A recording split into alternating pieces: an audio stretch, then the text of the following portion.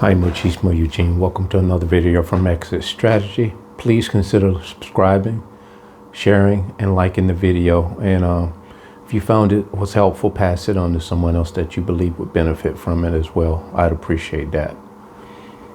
I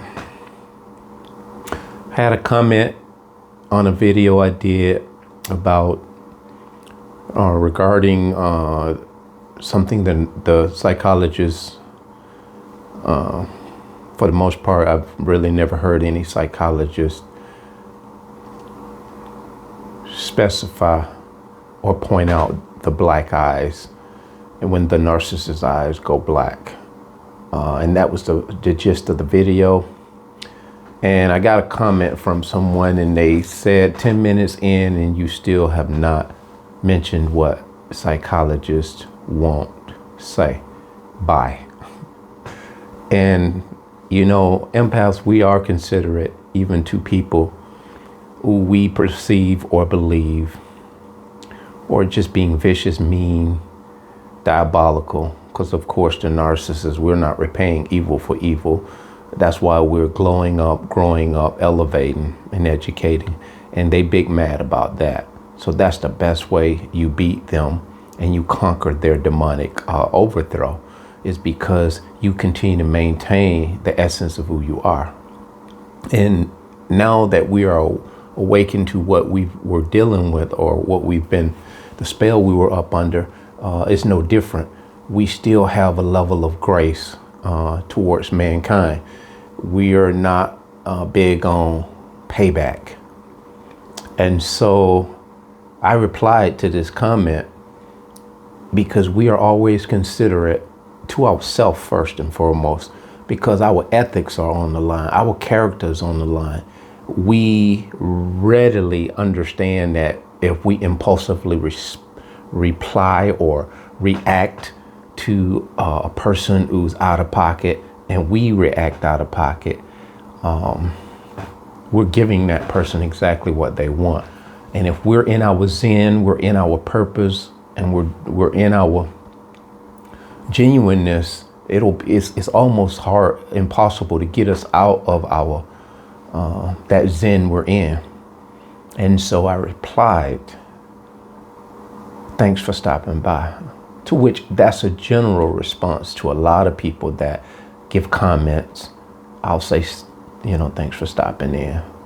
Thanks for listening." To which this is what I responded to this individual. But I had to go back and listen to my video to see if, in fact, I got so long-winded and I prolonged the gist of what I was trying to capture in that video. In 3 minutes and 7 seconds, 3 minutes, 8 seconds, exactly, I mentioned what psychologists won't talk about or won't mention. And of course, I didn't reply to them to try to make sense out of that nonsense, because this is what I'm getting at, guys. There are some people that come here, if they're not flying monkeys, if they're not narcissists themselves, they are people that are broken and they're angry and they just need somewhere to vent it. And they're hungry for wanting to know the next thing. They're so anxious till it frustrates them, until they become angry and they direct their anger directly at the person who is generally trying to help them. They are so rushed in their mentality, in their spirit. And so, and I've met a lot of people like this. They are very anxious. They're very anxious to know. Because you'll be talking to somebody in conversation. You've ever had somebody say, just get to the point, you know, and it won't even be 2 minutes into the conversation. And they're pretty much trying to control the dynamics of what you're trying to say to them, or the information you're trying to give off to them. Their patience is it's like -10. And I'm not the best when it comes to patience either. But if someone has a story to tell me, a lot of times if I'm not big on time, I'll say, just can you give me the short of it?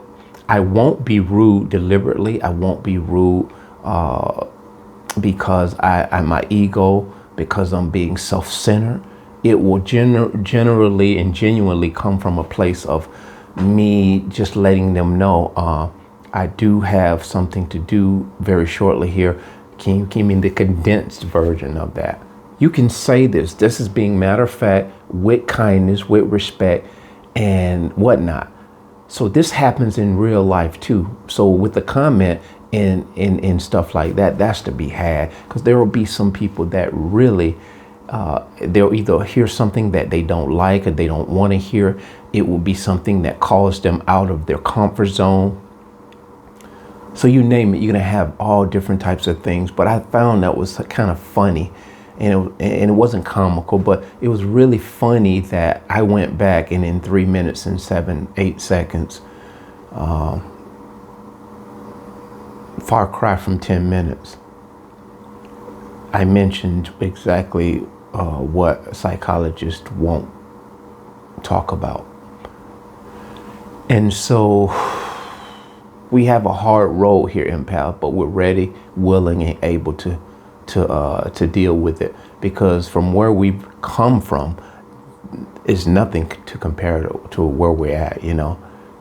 So we're suited up and booted up. We don't really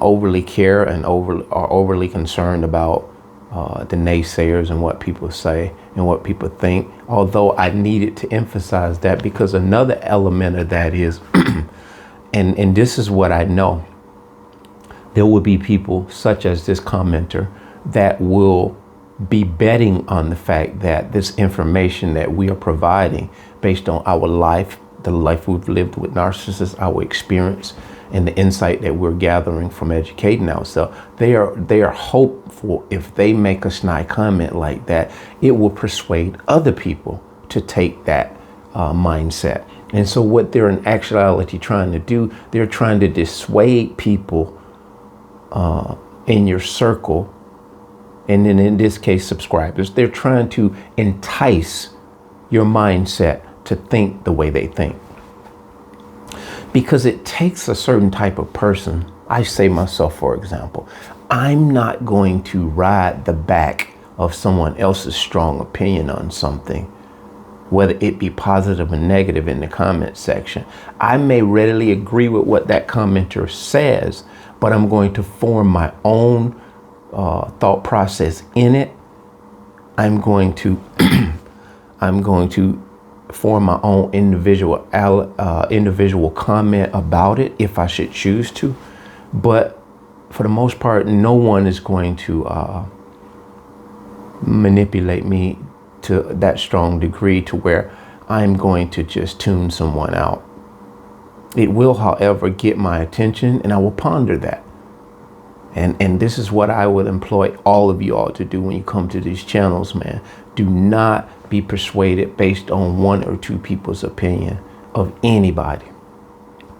Because awakened empaths and chosen ones, we are not here to inflict unneeded, unnecessary harm, hurt, or disparage to anyone, especially like-minded people such as chosen ones and empaths, and even those who are just learning and here are supporting our channels and just sitting and listening, because you have certain type of people in the world, they're just open-minded and they're just sponges. They want to hear all sides. They want to know as much information as they can in order to form a better understanding and a better conclusion, and or a better opinion to the situation.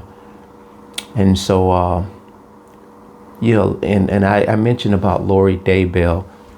This is a 5-6, almost 6-year situation with her, and I'm just, you know, just now paying close attention to different details of this stuff, because before Daybell, I was in tune with the Alec Murdaugh. Alec Murdaugh. He was an attorney who killed his wife and his son over at the dog kennel. and he lied his way through it. He was a poor liar, and he used every excuse in the book, saying he didn't do it, blah, blah, blah. But just like Daybell's brother carried his phone and it pinged in different locations, which is how they discovered these poor little children's body in a grave dug by the Daybell guy that excavated the hole and put him in. And, you know, he did some gruesome stuff to the little autistic boy, dismembered him and everything. And so I'm finding all these, you know, disturbing details. And I'm also listening to the people who provide this information, the journalists. And I find that this is a lot of sensationalism around this stuff. And they pay close attention to all the intricate details of how these murders and these things occurred. And I just find that it is very little emphasis on narcissistic personality disorder. You know, they are using words like manipulation, delusional. They're using all the words to describe a narcissist. They even say personality disorder with narcissistic traits, which, you know, in many ways, they are capturing the essence of who she really is. And her husband is probably no better. He is a psychopath for sure. He took on a job digging graves. So I got a chance to look at his early beginnings. Went into Mormonism, or not Mormonism, but I don't even know if it's Mormonism. I guess it's the Mormon faith, Jesus Christ, Latter-day Saints. Not much into that, but the point is, he was into that, and he got the job digging graves, and he was promoted to the head honcho of digging graves. And he would often be sitting out there leaning and reclined against the headstones, writing, which was his passion. He began to write these books about end times. He went on to author and write a couple of them. People were intrigued to hear what he had to say. He did public speakings. Then he ended up having this whim of an idea, and he moved his family out of where they were born and raised. And wife was against it for the most part, and he still did it. And he was chasing the money, he was chasing the attention, the fuel source. He was chasing me. And this is kind of how this thing goes.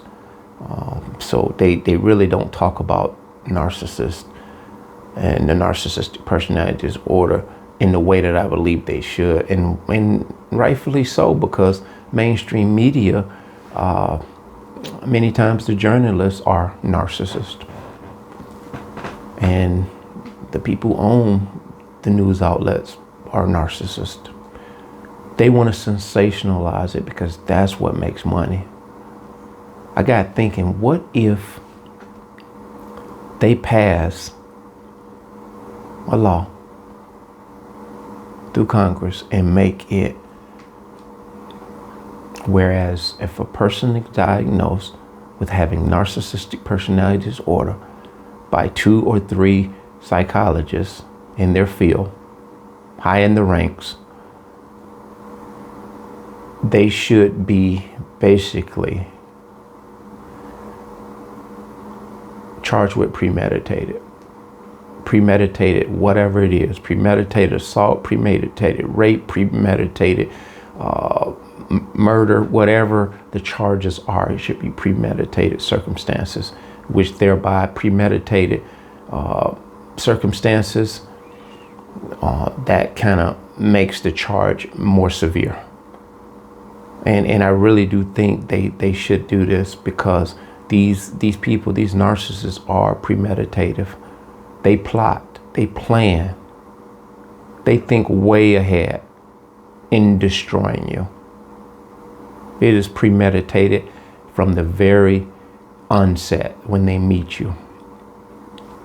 I know that this may never be a reality, but it would be nice if they would consider this stuff, because there are just people who are getting murdered, gruesome murders. And then they are afforded, these people, these monsters are afforded trials, due process, because they have nothing to lose. They don't value life. They don't value their life. They live recklessly. They live wild. They live unsanitary. Very, very poor hygienic. They don't care for their self in the way that a healthy-minded person should or does, or a healthy-minded person should. They are very, very careless when it comes to your life, your health, and your welfare. A lot of them will drive recklessly, and you tell them to slow down, they will speed up. They're oppositional, defiant. They're all things bad. And so there are many different angles and dynamics to what we're talking about here on a daily basis. And that's why it'll probably never, ever be a time where content creators who talk about this type of stuff will run out of information to give to the masses, because there are a lot of nuggets, intricate details that a lot of times we miss. And because mainstream media passes it off, and they're so fixated on the sensationalized aspects of how this happened, when it happened, where it happened, and what happened. And they don't really drive the nail home with regards to the dynamics of that person's psyche. And this is very problematic. And thank God people such as Empaths and Chosen Ones Awaken are able to unpack this in a way that we care less about sensationalizing anything, because it's anything but sensationalized, or it's anything but sensational. This is disturbing stuff. So that being said, bless.